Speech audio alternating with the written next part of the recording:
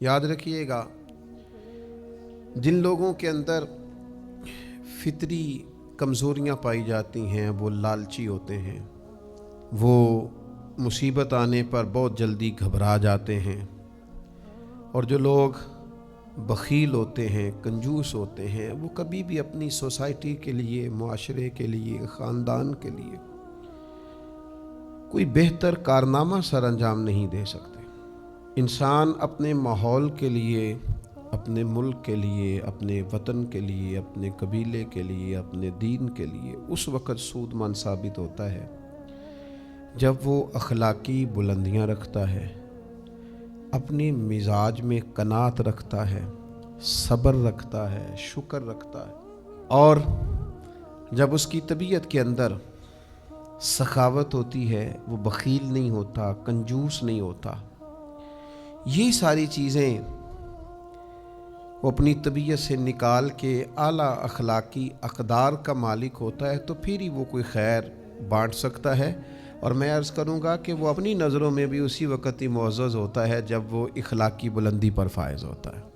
اللہ تعالی ہمارا خالق اور مالک ہے، تو ہمارے اندر کیا خوبیاں پائی جاتی ہیں اور کہاں کہاں خامیاں پائی جاتی ہیں، یہ سب سے زیادہ بہتر جاننے والا ہمارا رب ہے۔ تو اللہ تعالیٰ نے قرآن مجید کے اندر سورہ معارج کے اندر آیت نمبر 19 سے لے کر آیت نمبر 35 تک ایک مضمون بیان فرمایا۔ اگر آپ زیادہ توجہ کے ساتھ اور زیادہ ہمہ تنگوش ہو کے سنیں تو یہ صرف مضمون نہیں، انسانی تربیت کا پروگرام ہے۔ انسان کیسے سنور سکتا ہے اور کیسے بدل سکتا ہے اور کیسے نکھر سکتا ہے اور کس طرح تر و تازہ ہو سکتا ہے۔ اللہ تعالیٰ نے ارشاد فرمایا کہ ان الانسان خلق ہلوعا، فرمایا بے شک انسان لالچی پیدا کیا گیا ہے، فطرتاً حریص ہے، لالچی ہے۔ اذا مسہ الشر جزوعا، جب اسے تکلیف پہنچتی ہے تو یہ سخت گھبرانے والا ہے، گھبرا جاتا ہے، آہو فغاں کرتا ہے، واویلا کرتا ہے، ہاتھ پیر پھولنے لگتے ہیں۔ وَإِذَا مَسَّهُ الْخَيْرُ مَنُوعًا، اور جب اسے دولت ملے تو بخیل ہو جاتا ہے، کنجوس ہو جاتا ہے۔ تو یا اللہ پھر اس سے نکلنے کا طریقہ کیا ہے؟ یہ ہلوعہ بھی ہے، جزوعہ بھی ہے، منوعہ بھی ہے۔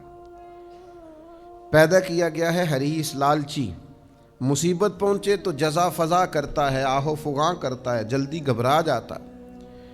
اور جب اسے دولت ملے وَإِذَا مَسَّهُ الْخَيْرُ مَنُوعًا، اور جب اسے دولت ملے تو حد درجے بخیل ہو جاتا ہے۔ تو یا اللہ بچنا کیسے ہے؟ تو فرمایا کچھ لوگ بچ جاتے ہیں نا، کون؟ تو قرآن مجید نے 9 صفات بیان کی ہیں جو بندہ اپنے اندر پیدا کر لے تو ان چیزوں سے بچ جاتا ہے۔ 9 صفات کون سی؟ یہ لالچ سے بچے، بے صبری سے بچے، بخل سے بچے، تو اللہ فرماتے ہیں پہلی صفت یہ پیدا کرے الا المصلین، وہ نہ لالچی ہوتے ہیں، وہ نہ گھبرانے والے ہوتے ہیں، نہ بخیل ہوتے ہیں۔ کون؟ فرمایا الا المصلین، سوائے نمازیوں کے۔ پہلی بات یہ کہ نمازی بن جائیں۔ کس طرح کے نمازی؟ الذین ھم علی صلاتہم دائمون، جو اپنی نمازوں پر پابندی کرتے ہیں۔ وہ والی نماز نہ ہو کہ کبھی پڑھی کبھی نہ پڑھی، اپنی نماز پر پابندی کرنے والے ہوں۔ پہلی صفت یہ ہے کہ نمازی ہوں، پھر نماز پر پابندی کرنے والے ہوں۔ والذین فی اموالہم حق معلوم، اور جن کے مالوں میں مقررہ حق ہے۔ کس کا؟ للسائل والمحروم، مانگنے والے کا بھی اور محروم کا بھی۔ جو مانگ لے اسے بھی دیتے ہیں، پر جو ضرورت مند ہو اور مانگے نہ اسے بھی دے دیتے ہیں۔ یہ پھر ان عادات سے، ان خصلتوں سے، ان فطری کمزوریوں سے یہ لوگ بچ جاتے ہیں۔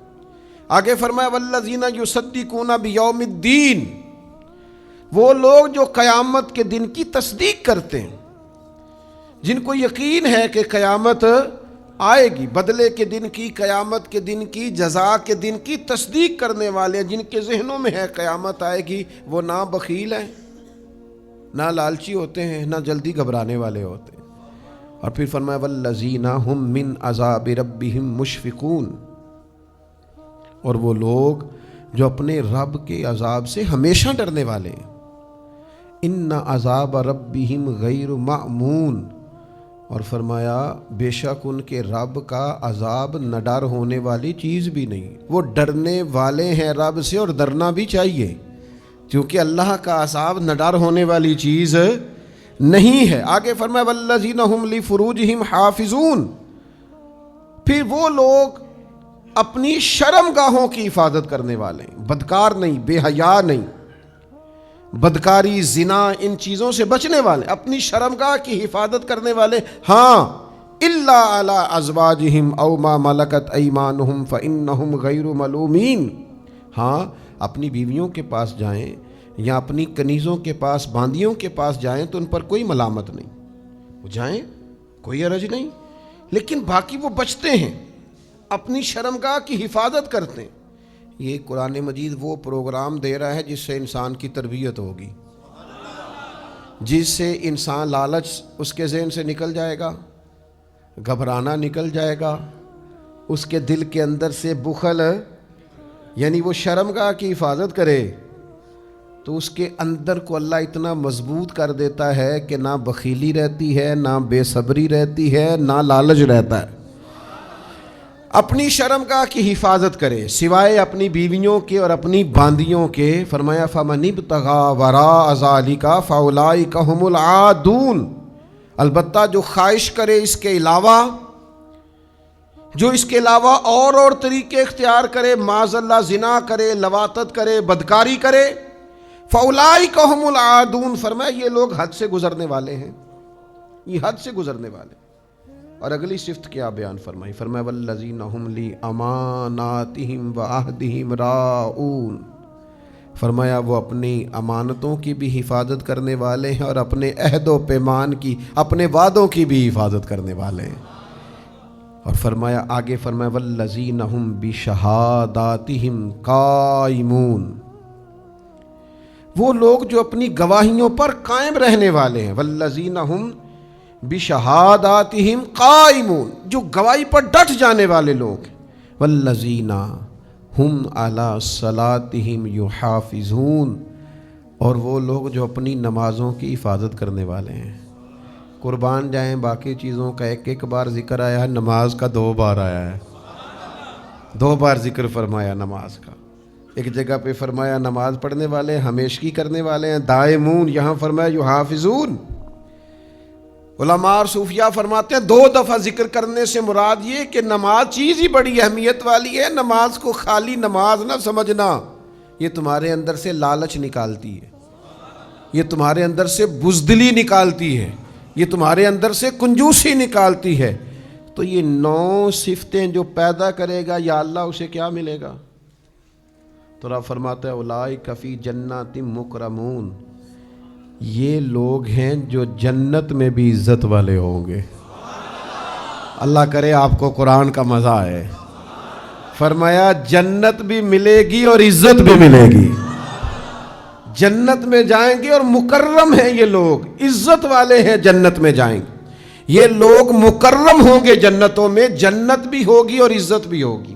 بہت ساری تفسیریں پڑھنے کے بعد مجھے ایسے لگتا ہے کہ یہ مکرم ہیں، یہ مکرم لوگ ہیں، نماز پڑھتے ہیں، یہ لوگ اللہ کی راہ میں خرچ کرتے ہیں، یہ اللہ سے ڈرتے ہیں، یہ اپنی شرمگاہ کی حفاظت کرتے ہیں، یہ امانتوں اور وعدوں کی پابندی کرتے ہیں، یہ اللہ کے لیے گواہیوں پر ڈٹ جاتے ہیں، یہ نماز پابندی سے پڑھتے ہیں، یہ جنت میں مکرم ہوں گے۔ مجھے ایسے لگتا ہے کہ میرا رب نہ ان سے مشکل حساب نہیں لے گا، کیونکہ جدوں حساب ڈاڈا ہوئے نا تو بندہ تھوڑا جا پریشان ہوتا ہے۔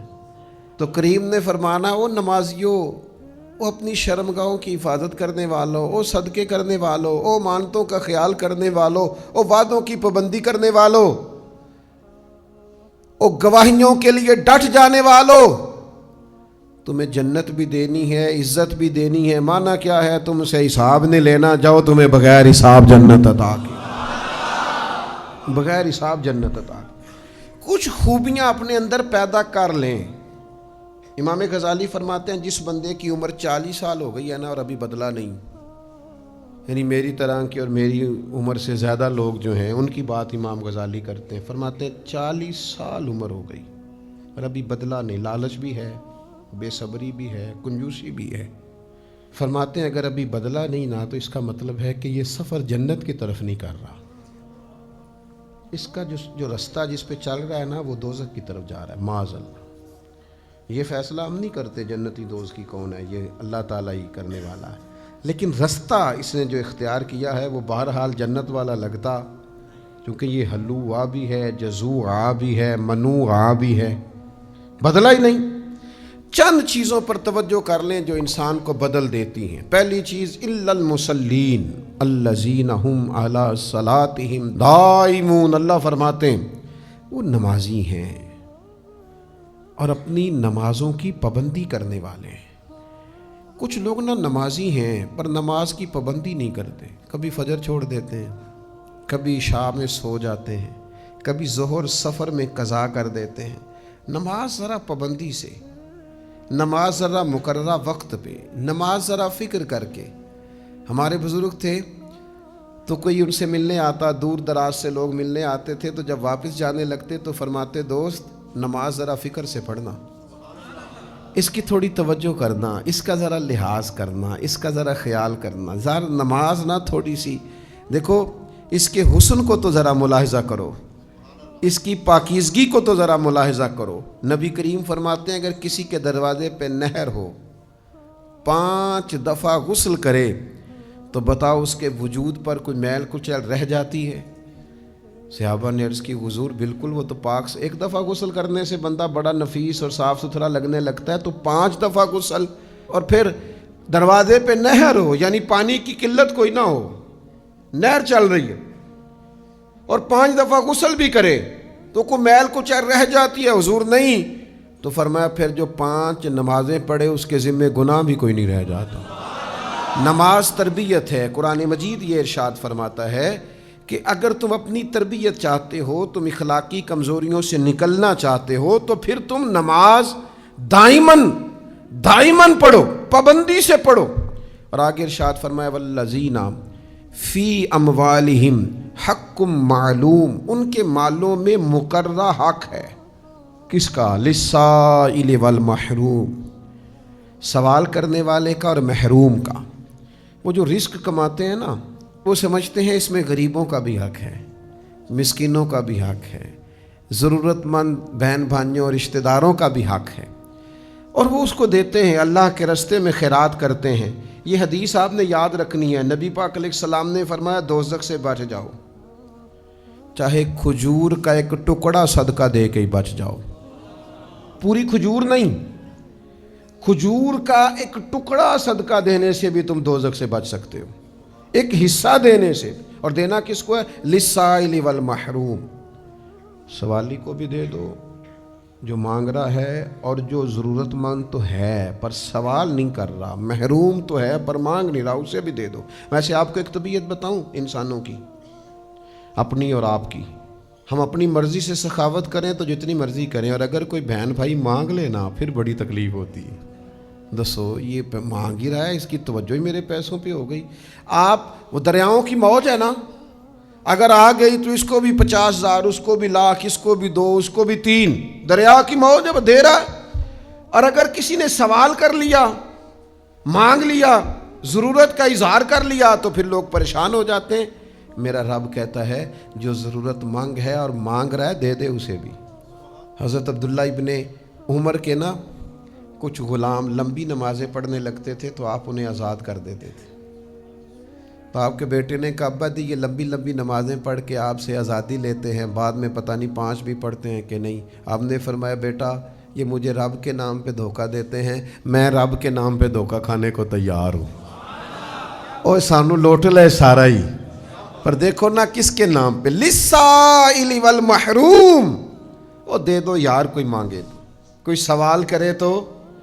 میں آپ کو دنیا میں کچھ ایسے لوگ بتاتا ہوں، لوگ ان کو کہتے بھی ہیں یار تو نہ نہیں کرتا، لارے لانا ہے، کہتے ہیں لوگ کہ فلانا جی انکار نہیں کرتا، تو میں کہتا ہوں تم ابھی تک اس کی فطرت نہیں سمجھے، اس کی طبیعت میں انکار ہے ہی نہیں، کرے کہاں سے؟ تو اللہ کہتا ہے سائل کو بھی دے دو مہر. اگر تم بدلنا چاہتے ہو, تم اپنی تربیت چاہتے ہو, تو پھر کیا کرو, تمہارے مالوں میں مقررہ حق ہونا چاہیے, سائل کا بھی اور مانگنے والے کا بھی, اور جو ضرورت مند تو ہے پر مانگتا نہیں, ان کا حق دے دو. ایک ضرورت مند مانگ رہا, ایک ضرورت مند ہے نہیں مانگ رہا, دونوں کو دو. اس سے کیا ہوگا, تمہاری اخلاقی تربیت ہو جائے گی. آگے فرمایا والذین یصدقون بیوم الدین, جو قیامت کے دن کی تصدیق کریں گے ان کے اخلاق بہتر ہو جائیں گے, کردار بہتر ہو جائے گا. جس بندے کو پتا ہو نا میں نے کل جواب دینا ہے وہ ٹھیک ہو جاتا ہے. جس کو پتا ہو نا حساب لینے والا سخت ہے, ایک ایک پائی کا پوچھے گا, وہ بندہ تگڑا ہوتا ہے. جسے پتا ہو نا کہ جس کے پاس میں رہتا ہوں وہ بندہ بڑا چاقو چوبند ہے, وہ بندہ سوچ سمجھ کے غلطی کرتا ہے. جسے پتا ہو نا کیمرے کی آنکھ مجھے دیکھ رہی ہے, وہ حساب کتاب ادھر ادھر نہیں کرتا. تو قیامت آئے گی, حساب وہ رب لے گا جسے نہ اونگ آتی ہے نہ نیند آتی ہے, اور وہ کہتا ہے ثم لتسألن یومئذ عن النعیم, میں ایک ایک نعمت کے بارے میں پوچھوں گا. تو میرا مالک اس آیہ مقدسہ میں یہ ارشاد فرماتا ہے کہ اے مومنو, اگر تم چاہتے ہو تمہارے اندر اخلاقی اور روحانی تبدیلیاں آ جائیں تو قیامت کے دن کی تصدیق کرو. آگے فرمایا والذین ہم من عذاب ربہم مشفقون, وہ اپنے رب کے عذاب سے ہمیشہ ڈرتے ہیں, ہمیشہ ڈرتے ہیں, وہ ڈرتے رہتے ہیں. ان کو بڑا ڈر لگتا ہے. وہ کہتے ہیں عدل کریں تے تھر تھر کمبن, اونچیاں شانہ والے, وہ ڈرتے ہیں. اور اللہ فرماتا ہے انا عذاب ربہم غیر مأمون, بے شک ان کے رب کا عذاب نہ ڈر ہونے کی چیز بھی نہیں, ڈرنا بھی چاہیے. اور جو رب سے ڈرتا ہے نا بدل جاتا ہے, جو رب سے ڈرتا ہے وہ واقعی سنور جاتا ہے, جو اللہ سے ڈرتا ہے اس میں تبدیلی آ جاتی ہے. اور میرا رب کریم اسے اجر بھی دیتا ہے. نبی پاک علیہ السلام نے فرمایا اگر تمہاری آنکھ سے اللہ کے خوف سے اتنا بھی آنسو کا قطرہ نکل گیا جتنا مچھر کا پر ہوتا ہے, تو جس طرح بھینس کے تھنوں سے نکلا ہوا دودھ دوبارہ بھینس کے تھنوں میں نہیں نہ جاتا, اس طرح جو اتنا بھی رو لے اللہ کے خوف سے کہ مکھی کے یا مچھر کے پر کے برابر آنسو نکل جائے, وہ بندہ دوزخ میں بھی نہیں جائے گا. بندوں سے ڈرتے پھرتے ہیں, برادری سے ڈرتے پھرتے ہیں, قبیلے سے ناراض نہیں ہونا. کچھ لوگ اولاد سے بھی ڈرتے ہیں, سیاستدان ووٹروں سے ڈرتے ہیں, بڑے بڑے بڑے بڑے لوگ بڑے بڑوں سے ڈرتے ہیں. لیکن اگر سنورنا چاہتے ہیں, بدلنا چاہتے ہیں, تو پھر رب سے ڈریں. اور اللہ کہتا ہے تیرے رب کا عذاب نہ ڈر ہونے والی چیز بھی نہیں. والذین هم لفروجہم حافظون, اگر تم چاہتے ہو تمہیں بلندی کردار نصیب ہو, تمہارے اندر سے بری عادات اور رذائل نکل جائیں, بدخلقیاں بد اخلاقیاں نکل جائیں, تو پھر فرمایا والذین هم لفروجہم حافظون, وہ لوگ اپنی شرمگاہ کی حفاظت کرنے والے ہیں. الا علی ازواجہم او ما ملکت ایمانہم فانہم غیر ملومین, فرمایا اگر سوائے اس کے کہ تم اپنی بیویوں کے پاس جاؤ یا باندیوں کے پاس جاؤ, فَإِنَّهُمْ غَيْرُ مَلُومِينَ, تو اس پر تمہیں ملامت نہیں. بلکہ حضور نے فرمایا بیوی کے پاس جانے سے تو اللہ صدقے کا ثواب عطا کرتا ہے, یہ تو نیکی ہے, یہ تو خیر کا کام ہے, تمہیں کوئی ملامت. لیکن فَمَنِ ابْتَغَىٰ وَرَاءَ ذَلِكَ, اگر تم اس کے علاوہ رستہ تلاش کرو, کوئی غلط راہ اختیار کرو, اپنی جائز خواہش پوری کرنے کے لیے کوئی گندا رستہ اختیار کرو, تو فَأُولَٰئِکَ هُمُ الْعَادُونَ, یہ وہ لوگ ہیں جو حد سے بڑھنے والے ہیں. کس کی حد؟ شریعت کی حد. کس کی قائم کردہ حد؟ اللہ کی قائم کردہ حد. جو اس کے علاوہ رستہ اختیار کرے گا وہ اللہ کی حدود سے تجاوز کرے گا, اور جو رب کی حدود سے تجاوز کرے گا پھر اللہ تعالیٰ اس سے پوچھ لے گا, پھر اس کا حساب ہوگا. پھر اس شخص کے اندر بہت ساری چیزیں ایسی ہیں جو اس کے لیے تکلیف کا باعث ہوں گی. تو جو لوگ چاہتے ہیں کہ بلندی کردار اور عظمت کردار حاصل ہو, اپنی شرمگاہ کی حفاظت کریں. دیکھو تو صحیح یار, کتنے سادے لفظوں میں کتنی بڑی بات میرے کریم محبوب علیہ السلام نے ارشاد فرمائی. فرمایا لمبی گارنٹی نہیں مانگتا, بس 2 چیزوں کی گارنٹی دے کے مجھ سے جنت کی گارنٹی لے لو. ایک دو جبڑوں کے درمیان زبان کی گارنٹی دے دو، ایک دو ٹانگوں کے درمیان شرمگاہ کی گارنٹی، یہ دو گارنٹیاں تم مجھے دے دو، رسول رحمت فرماتے ہیں میں تمہیں جنت کی گارنٹی دے دیتا ہوں۔ آگے ارشاد فرمائے والذین ہم لی اماناتہم وعہدہم راعون، وہ لوگ اپنی امانتوں کی اور اپنے عہد و پیمان کی حفاظت کرتے۔ ہمارے پاس نا بڑی امانتیں ہیں، ہمارا یہ جسم بھی امانت ہے، ہوش و حواس بھی امانت، عقل بھی امانت ہے، ہماری زندگی بھی ہمارے رب کی امانت۔ اس نے نا ان امانتوں کے بارے میں پوچھنا ہے، اللہ نے ان کے بارے میں سوال کرنا ہے، ہمیں قیامت کے دن ان امانتوں کے بارے میں رب کے حضور جواب دینا ہے۔ سنو نا بھائیو، اولاد بھی امانت ہے، سرمایہ بھی امانت ہے، یہ جو منصب ہمیں ملے ہوتے ہیں یہ منصب بھی امانت ہے، کوئی کسی عہدے پہ ہے تو وہ عہدہ بھی امانت ہے، مصلی بھی امانت ہے، ممبر بھی امانت ہے، کسی کی پیشوائی کرنا، استاد بننا، مقتدا بننا، یہ عہدہ بھی امانت۔ اور میرے نبی پاک علیہ السلام نے فرمایا اس کا کوئی دین نہیں جو امانت دار نہیں، اس کا کوئی دین نہیں جو وعدوں کا پابند نہیں، صلی اللہ تعالی علیہ وسلم۔ دوستو، اپنے اندر امانت داری پیدا کی جائے، وعدوں کی پاسداری پیدا کی جائے۔ ایک تو یہ امانتیں، ایک ہم نے وعدے کیے ہوئے ہیں، ہمارے بڑے وعدے ہیں، ہم نے وہ پورے کرنے، استادوں سے وعدے، بزرگوں سے وعدے، نکاح کیا تو ایک وعدہ، پھر ہم اگر کسی منصب پر فائز ہیں تو وہ وعدہ، ایک وعدہ وہ بھی کیا تھا کہ اشہد ان لا الہ الا اللہ، مالک تیرے علاوہ کسی کو معبود نہیں مانیں گے، پھر ہمیں کسی اور سے ڈرنا بھی نہیں، کسی اور شخص کے حکم بھی نہیں ماننا اس طرح کہ وہ اللہ کے مقابلے میں حکم دے رہا ہو، پھر ہمیں کوئی اور رستہ اختیار بھی نہیں کرنا، پھر رنگ یہ ہونا چاہیے کہ میرے پاس ایک ہی سجدہ تھا، نہ یہاں کیا نہ وہاں کیا، میرے پاس ایک ہی سجدہ تھا، صرف میں نے اپنے رب کو کیا۔ اور یہ بھی ہمارا وعدہ ہے وَأَشْهَدُ أَنَّ مُحَمَّدًا عَبْدُهُ وَرَسُولُهُ، ہم نے وعدہ کیا ہے کہ یا رسول اللہ آپ ہی کو نبی مانتے ہیں، آپ ہی کو رسول مانتے ہیں، گویا آپ کے لائے ہوئے دین پر ہی عمل کریں گے، آپ ہی کے بتائے ہوئے اسوہ نور کے مطابق زندگی گزاریں گے، آپ کے دیے ہوئے ہی اسوہ حسنہ پر چلیں گے۔ تو سنگیو، اس وعدے کا خیال کرو، اس کا پاس کرو، قیامت میں سوال ہوگا۔ اللہ رسول سے بھی ہم نے وعدے کیے، ہمیں اس کی پاسداری کرنی ہے، ہمیں اس کا خیال کرنا۔ اور پھر آگے ارشاد فرمایا والذین ہم بشہاداتہم، فرمایا وہ لوگ جو اپنی گواہیوں پر قائمون، قائم رہتے ہیں، ڈٹ جاتے ہیں۔ نبی پاک نے فرمایا تم زمین پر اللہ کے گواہ ہو، تم جسے نیک کہتے ہو اللہ کے حضور بھی اسے نیک لکھا جاتا ہے۔ میرے بھائی، بہت سارے لوگوں کے پاس بہت ساری گواہیاں ہوتی ہیں، ڈٹتے ہی نہیں، خیال ہی نہیں کرتے، کھڑے ہی نہیں ہونا آتا، ذرا تیز ہوا کیا چلی اسی وقت مرجھا گئے، ذرا کہیں کھڑے ہو۔ وہ ہمارے ہاں ایک بات چلتی ہے دیہاتوں میں کہ بھائی وہ میری لڑائی نہیں، ہمارے پاس گواہی ہوتی ہے کہ اس بندے پر ظلم ہو رہا ہے اور یہ بندہ مظلوم ہے اور اس پر زیادتی ہو رہی ہے، لیکن ہم وہ گواہی کیوں نہیں دیتے؟ اس لیے نہیں دیتے کہ کہیں مجھے تکلیف نہ پہنچے۔ حالانکہ پڑوسیوں کی آگ کبھی کبھی اس لیے بھی بجھا دینی چاہیے کہ اگر ان کی نہ بجھائی تو ہمارے گھر بھی آ سکتی، اس لیے بھی بجھا دینی چاہیے۔ فرمایا والذین ہم علی صلاتہم یحافظون، وہ لوگ اپنی نمازوں کی حفاظت کرتے ہیں، نمازوں پر توجہ کرتے ہیں، نمازوں کا خیال رکھتے ہیں۔ اولئک فی جنات مکرمون، فرمایا یہ جنت میں اکرام کے ساتھ داخل ہوں گے۔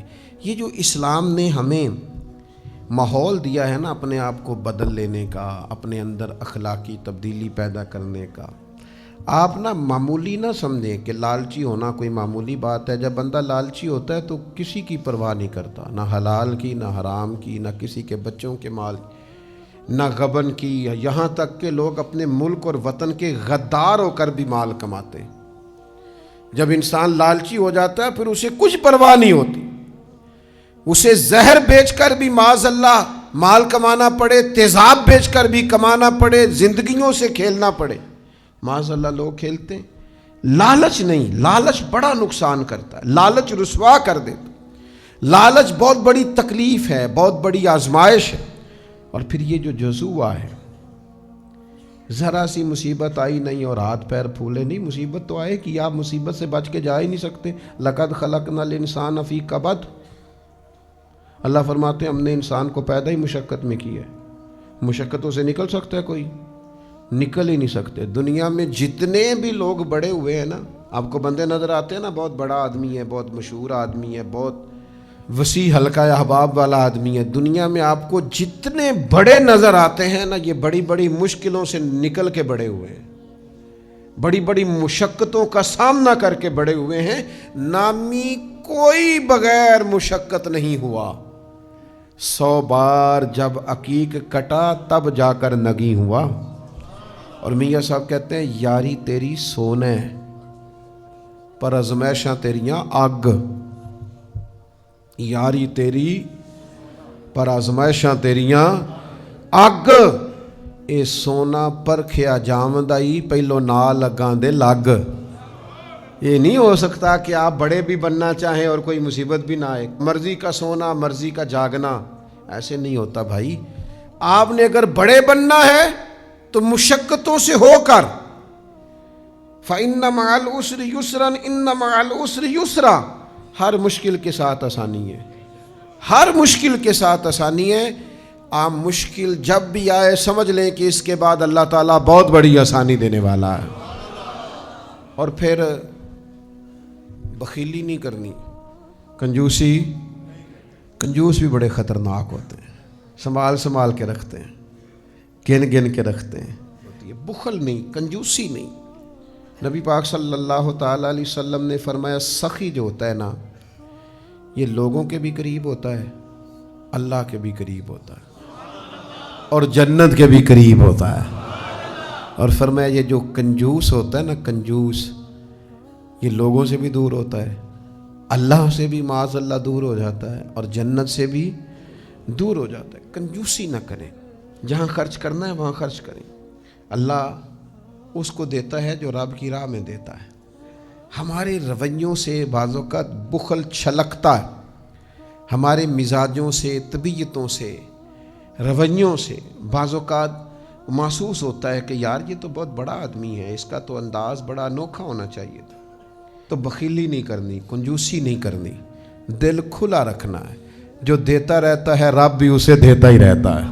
اور اللہ کہتا ہے تم نے پاس سے نہیں دینے، وَمِمَّا رَزَقْنَاهُمْ يُنْفِقُونَ، وہ جو میں نے نہیں تمہیں دیا، اوئے ہوئے مزہ تو لو ذرا اس کا، وَمِمَّا رَزَقْنَاهُمْ يُنْفِقُونَ، وہ جو میں نے تمہیں دیا ہے اس میں سے تم نے میرے راستے میں خرچ کرنا ہے، اپنے پاس سے نہیں، وہ میں نے نہیں دیا تمہیں، اس میں سے تم نے میرے راہ میں دینا ہے۔